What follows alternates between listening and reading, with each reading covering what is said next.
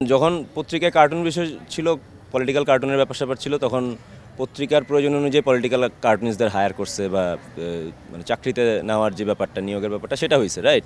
তারপরে সেটা যেই জায়গার চাপেই হোক না কেন, সরকারি চাপ হোক বা নিজেদের ব্যক্তিগত সিদ্ধান্তের কারণেই হোক, তারা কার্টুনটার চর্চাটা অনেকখানি মানে ওই যে কমে গেছে যেটা বলে আর কি। হ্যাঁ, এখন কার্টুনিস্টরা কি তখন থাইমা ছিল?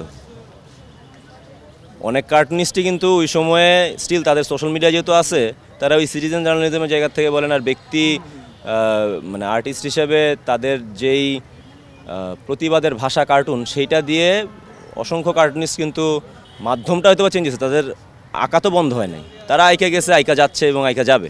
হ্যাঁ, এখন মেইন স্ট্রিম মিডিয়াতে বা পত্রিকায় আবার কার্টুন ব্যাক করবে কি করবে না, সেটা আসলে যাদের পত্রিকা তারা সিদ্ধান্ত নেবে যে হ্যাঁ, তারা আবার কার্টুনকে ফিরে আনতে চায় কিনা, আমরা আবার শিশির ভট্টাচার্যের কার্টুন আবার দেখতে চাই কিনা, মেহেদী হকের কার্টুন, তন্ময় ভাইয়ের কার্টুন, ওনাদের কাজগুলো আবার দেখতে চাই কিনা। কার্টুন তো সবসময় একটা জার্নালিজমের অংশই ছিল।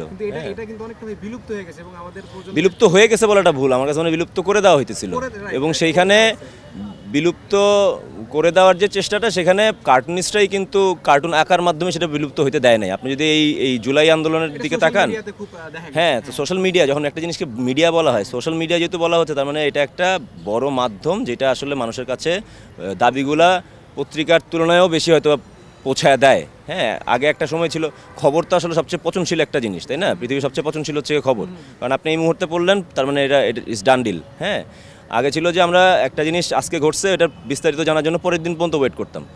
সোশ্যাল মিডিয়ার কারণে কিন্তু সেটা মুহূর্তের মধ্যে বিষয় হয়ে গেছে, যে মুহূর্তের মধ্যে আমরা ফ্যাক্ট চেক করা হোক, মুহূর্তের মধ্যে এটা গুজব নাকি সত্য ঘটনা, সেটা একদম মানে ঘন্টা এক দেড়েকের মধ্যেই মানুষজনের কাছে পৌঁছা যায়।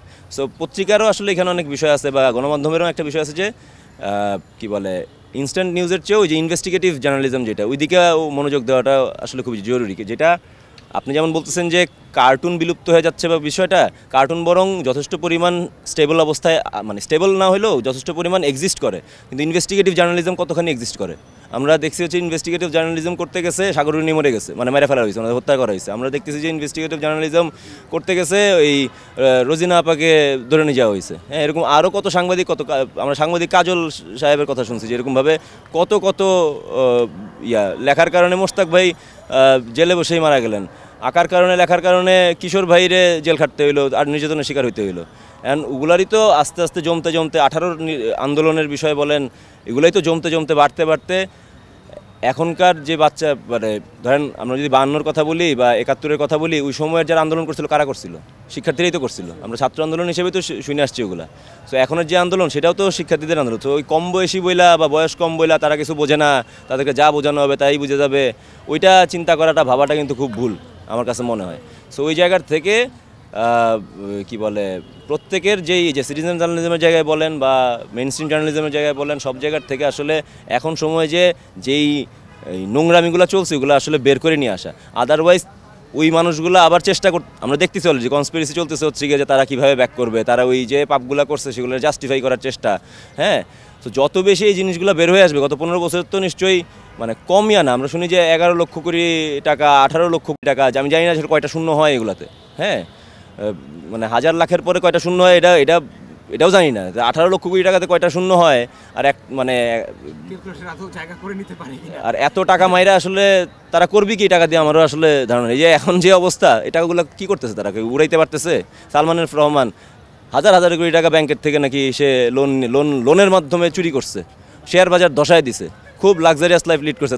তার ছেলে নাকি হচ্ছে গিয়ে কি বলে, জর্ডানে হচ্ছে গিয়ে তার অ্যানিভার্সারি পালন করে 300 কোটি টাকা দিয়া। হ্যাঁ, এদিকে কি বলে, আমাদের প্রাইম মিনিস্টার খুব মানে প্রাক্তন প্রাইম মিনিস্টার, বা আসলে ওইভাবে প্রাক্তন প্রাইম মিনিস্টার বলা উচিত না, স্বৈরাচারী সরকার হাসিনা, উনি হচ্ছে গিয়ে মেট্রো রেলে গিয়ে বলে আসছে হচ্ছে গিয়ে যে এটা খরচ করতে, এটা ঠিক করতে 350 কোটি টাকা লেগে যাবে। হ্যাঁ, এক বছরের বেশি লেগে যাবে। কিন্তু ইন্ডিপেন্ডেন্ট যখন মানে ইন্ডিপেন্ডেন্ট যারা রিপোর্টার তারা যখন রিপোর্ট করে দেখলো, এটা আসলে 50 কোটি টাকাও লাগবে না। তার মানে ওই সালমান রহমানের ছেলের যেই অ্যানিভার্সারির খরচ, এটা দিয়া ওই জায়গা 5 বার বা 6 বার ঠিক করা সম্ভব।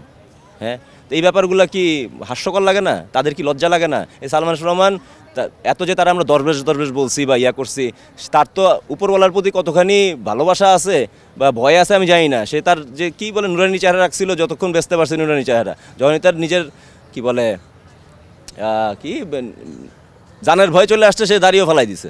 হ্যাঁ, মানে এই হচ্ছে কি তাদের ইমানের পরিচয়, হ্যাঁ, ইমানের অবস্থা। হ্যাঁ, সো তাও তো নিশ্চয়ই পার পাওয়া যায় নাই। তা সে যে লিগে বমি করে দেয়, এত বছর ধরে সে হচ্ছে গিয়ে এত লাক্সারিয়াস অবস্থায় ছিল, এখন কই সেই টাকাগুলো? তো সে পারতেছে? হ্যাঁ, সে কি এগুলো ভোগ করতে পারতেছে? তাহলে লাভটা কি হইলো? সে তো ব্যবসা করতেছিল। প্রত্যেকটা ব্যবসায়ী, আমরা তো মানে সৎ ব্যবসায়ীদেরও তো দেখি আমরা, তারা কি তাদের ব্যবসা চালায়া মানে মাথা উঁচু করে নাই? তাহলে আমার না এগুলো বুঝি না, যে এত কোটি টাকা আসলে একটা মানুষের বেঁচে থাকার জন্য, এক জীবনে বেঁচে থাকার জন্য আসলে কত কোটি টাকা লাগে।